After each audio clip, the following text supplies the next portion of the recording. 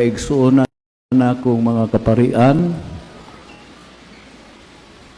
mga diocesan priest, katong nagbasa dinhi akong amigo si Father Omen Mahusay nga naa sa parokya sa Holy Cross, mga Rogationist fathers, daghan ni sila diri, mga Agustino nga kaparian,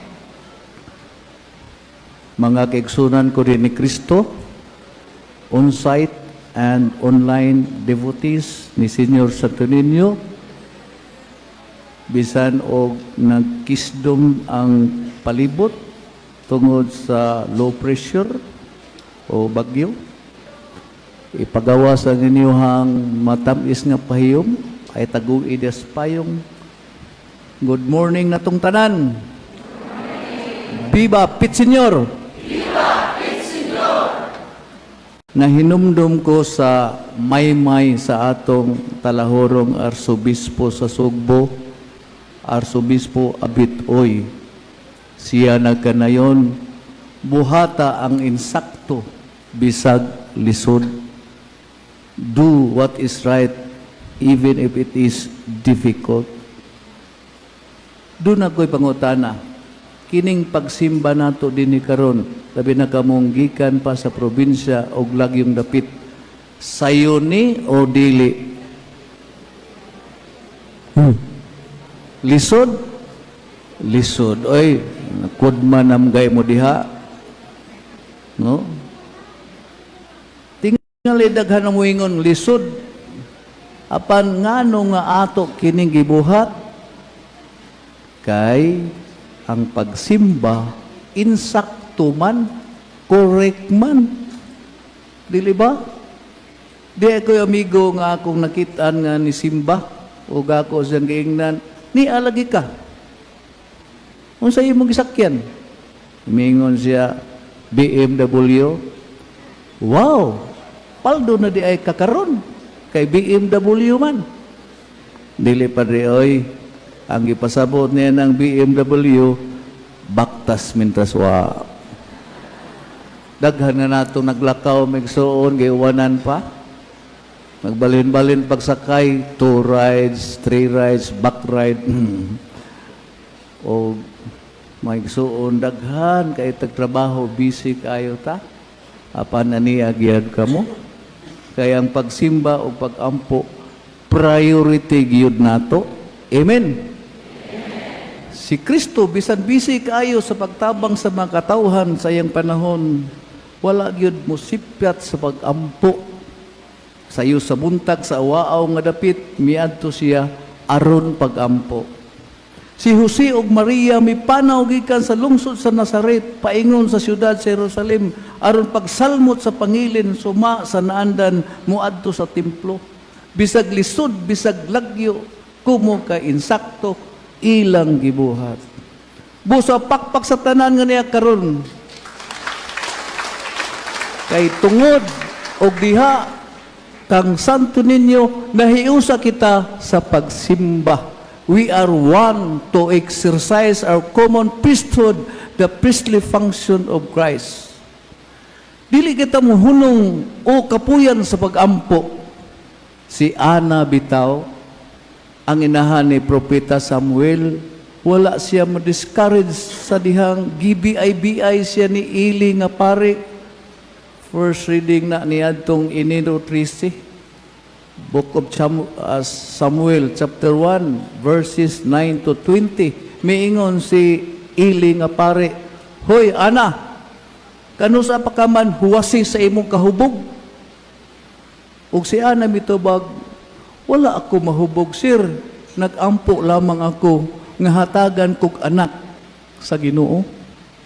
Ug tuod man, the Lord hears the cry of the poor. Gihatagag anak nga lalaki si Ana nga mao si Propeta Samuel.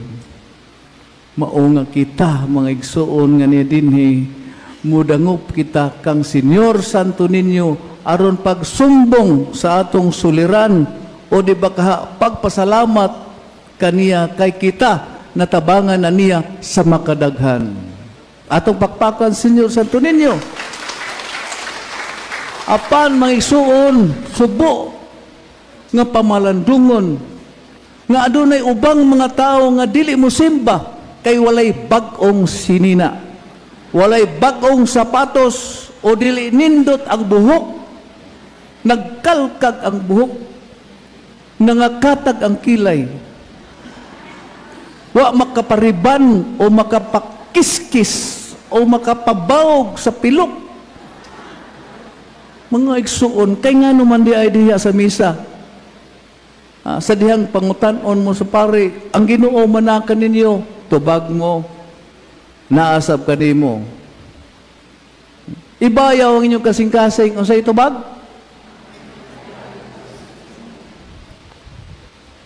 Amo nang ibayaw sa Ginoo? Klaro kayo. Ibayaw ang kasing-kasing, amo nang ibayaw sa Ginoo. Wala mo ingon ng pare, ibayaw ang inyong sapatos, ibayaw yung cellphone, ibayaw yung shoulder bag, ibayaw ang pitaka, ugban pang mga lahas. Ang gisulti sa pare, diha sa liturhiya, ibayaw nga itong kasing-kasing, kasing-kasing nga nalipay, kay naggrasyahan o naayo sa sakit, kasing-kasing nagmaya, kay nagkauli ang pamilya. Apandaghan pod ang kasing-kasing nga nasikitan kay giluiban. Usa ka batan-on nga lalaki nga akong working student sa dito pa ko sa Remio. Akong gipangutana, Cyril, kay Cyril may pangana tong bata. Kumusta man ay mong love life? Mingon siya, nagbuwag na kami, padre. Kay nga naman, mitubag siya, abi manggon nako siya padri og bulawan nga angay nako ngampingan apan bildo man di ay nga nakasamad sa akong dughan.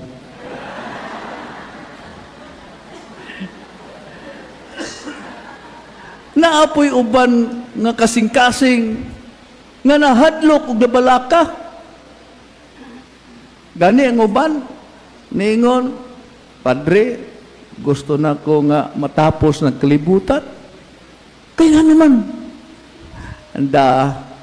daghang kong suliran, may matapos ang kalibutan, kay patas tang tanan. Kanag yung matapos ang buwan, mag-uol ko, kay daghang baleranan. Hadlo ko nga sa kurinti, putlan. Mga igsuon, kini nga itong mga kabala, kasuliran, mga problema, ato ning isumbong kang Senyor Santo Niño, kay mingon siya, duol kamo kanako kamong tanang gikapuyan o gibugatas yung gipasan, kay papahulayon ko kamo. Kay kung mag-ampo o mutuman kita sa iyang sugo, magbinuotan ta, mutabang yun si Senyor Santo Niño. Busa, let us be one in praying and glorifying God. Let us exercise our priestly function through accepting God's sacraments. Number 2, let's continue our prophetic function, munus docende, teaching office.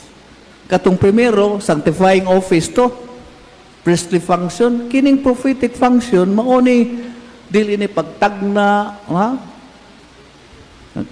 nga makatagna ka ito, kanusaan ng hunong ni Iwana, kuani, pagtudlo, pagbadlong, pag-agak, pagmaymay sa atong isikatao. Nga dili na unta sila, manglimbong, mangurakot, dili na manugal, kung musuda na mga immoral o illegal activities, dili na tanang fake news o scamming. Hoy, 2026 na kita karon, akong tambag isip pare kamong naa pa sa estado sa kaminyoon sa civil marriage, pakasal na in taon kamo. Kay piligro may suon.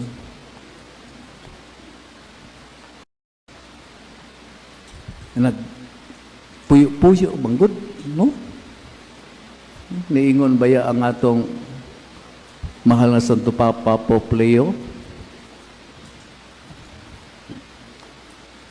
Our task is to live in conformity with Him, not shape the church in our image.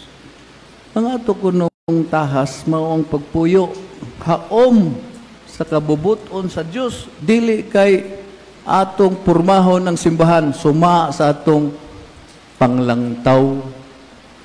Kana bang di usa magpakasal, kay wa pakatigom og kwarta, kwarta hipuson pa, pero doon na bata nga gikugos-kugos. Kana bang di pa magpabunyag, kay ang baktin gamay pa, padakon. Ang atong diwa ta mo follow sa balaod simbahan, atong gusto na to ang simbahan mo uyon sa atong mga panghuna-huna. Muna nagkamuritsing na usahay atong kinabuhi. Mga batanon, ayaw pagdali-dali. Pag-eskwela sa mo, hadlok bangod mo unhan, ilugan sa inyong uyab. Kanipong lalaki, maniguro sad. Muna nga, pamabdusan ng babae. Dali-dali, balihog basa, ilad-ilad, na ilad ang babae, na scam, liad-liad. Huwag liad-liad, gipakataw, gipahimugso ang bata, puyo-puyo, live-in, balihag basang live-in, evil ni. Muna ako nigiwali sa maging tuig, ako lagi pumusbon, sag nalimot mo. No? Kinahanglan yun mga igsoon magpakasal tadi simbahan, kay kanang civil marriage, live-in na sa mata sa Diyos, balaod simbahan. Evil na. So, muna may igsoon. Lain nga silbi pag tulit sa atong bawog nga mga panghuna-huna. No? Kinibang patuo-tuo panahon sa minatay, panahon sa haya, dili kuno mo transfer o bisita sa minatyan kay magkakatay-katay ang kamatay. Tapuson una ang panganji dire, una patamuad to dito. Ngano lagi ng taga-punerarya, transfer man nag-adto sa namatyan, mag-slide siyo pa. Ngano lagi kaming mga pare o mga sakristan, buhi pa man. Sikit man ka na among schedule na among misa, sa among misa. Na ako schedule 6, 7, 8 sa gabi. Dito ba ko sa Bantayan Island, Kawit, Medellin, sa Remeo karon na anak ko sa Danau. Hi, shout out mo diha, taga Norte. Daghan ko matigom nga snacks. Nanambok ko na akong mga kusinira o globandira sa kumbinto. Apan ako, gidiabetes kay pakanoon magdito sa mga tao, dili mo palakton o di ko kakaon. Kay sila ko no'y nagluto ning maha, tamis kayo, turta. Ay, pastilan ang pare og mag-bring house, dili ngilad. Kining intaong mga silingan nga way pagkaon sa ilang balay, dili ipada kay kumuda ngilad. Dili maligo kay ngilad. Maglibog laming mga pare kinsa nilimaho ang patay ba o ang buhi nga tagtungod duay kaligo. Hoy, gibadlong na tamuha. Ayaw ko ninyo awaya ha, kay magabaan mo. Prophetic function munus docendi, teaching office. So panudlo, gitawon mo magsurgikan ni sa misa, hala tudluin yung mga anak, mga apo. Makamumunod tudluan, ang sag-operate sa cellphone. Sa katapusan, kining third office, kingly function, munus regendi. Diha bitaw to'y batanong babae, miingon sa iyang nanay, Nay, dili ba pito man kita kabuok din, he? Miingon ang iyang nanay, oo, pito kita kabuok, anak. Miingon ang anak, Nay, naaman siguro ko'y gift of third eye? Kaya nga mga anak, Kay ako ramang ko'y nakakita sa mga hugasunon din sa plato, sa banggira, sa atong balay. Kamo, sige lang magduwa ng cellphone, o panghugas plato, o mo panilhig. Magsuon, dili kita mangiyugpos, dili kita manghinanaw. Kung kinsa ka nato ang napiki, magtinabangay. Salamat kaninyo nga mitabang sa mga biktima sa sunog, baha ug linog, sa inyong mga ayuda. Labi na dito sa inyong gipadangat sa norte. Kay miingon manggod si Jesus, ang imong gibuhat ngadto sa ubos nakong isikataw, gibuhat mo kini kanako. Kining upat ka tawo sa atong ibanghilyo karon, mihatag sa ilang panahon, kusog, katakos, bisag lisod ang pagkatkat sa atop niya mong balay. Ila kining gibuhat, kay mitabang sila sa paralitiko nga tingali nag-ago. Listening church baya ang timalong tuiga sa atong sugbuanong simbahan. Di ba? Listening church. Ato gidon ta patalinghugan ning mga sangpit sa atong magigsuonan anaas kalisod. Naayog yun kini ang paralitiko. Busa mo tampo kita aron makahatag-tag kaayuhan sa simbahan o sa atong katilingban. Kana bang sobre ba? May sobre da, sister? Butangin niya dito, sister. No? Kana bang sobre ba? Kay uban nato idedera na, hulip na sa atong presensya, sa atong kusog talent, kana na lang ato ang sobre ka ng kwarta. Muuna na mo hulip sa atong kusog. Kay wala naman ta, malamba man ta. Muna ayaw mo kahadlok og sobre. Kay magamit na sa gitawang kingly function nato. Ha? Diri sa first reading, ala, tagaan ko mo mughari, ha? Nakikistory si Samuel sa Ginoo, tagaig hari. Pero ang hari, kwaon ang inyong kusinira, labandira, inyong mga hayop, kwaon, kanapo, nga bay, so income, mga daghan kay requirement. Kaya nga naman, saon man to, para naman to, ibalik sa mga tao. Mausap na atong kontribusyon din, ibalik sa atong simbahan, sa unsa na daghan kayong mga karon bayad sa catering. So, ibayad sa catering, ani. Diha bitaw sama corporal o spiritual works of mercy. Diha bitaw istorya nga diha giyawan o giadto sa pare. Gibunlot dayon sa pare ang cross gikan sa iyang bag. Apan ang kadtong tawo nga giposes giyawaan, wala masilawi kay nag-shades man, nag-dark glasses man, nag-high-tech naman ang yawa. Ano? Og ang pare may kuot og holy water sa iyang bag, gipasiritan pasiritan ning kalit ra pagkuha ang katong giyawaan og payong agin dumudlot agin do yes pare oy na corner ang pare kay dakor baglawas og tingog sigag mata so unsaon makadapi nako ani so pare sige ko sa iyang bag sus wagi rosarihan yawi no sa sakena dia sus nakakuta bito siya envelope sa solicitation letter. Iyang gihatak, yawa, day solicitation letter, sodlere, sus, dagana sa yawa ang maigsoon. Dagan ang yawa, may karatel o dagan. Kaya ang yawa in nature hakog, di ginamang hatag, ang yawa, di gina generous. Muna maigsoon, ayaw mo kahadlok sa sobre. Ayaw mo kahadlok sa sobre. Simba niyo, bisag mauli matas tong parokya tagsa-tagsa. Misa niyo sunod Domingo dito. Pangita din mo sobre dito sa inyong altar. Sobre. Kay kundi mo mangitag sobre, mahadlok mo sobre, naapangyawa dihan nimo. Amen. So, okay, so mga igsoon,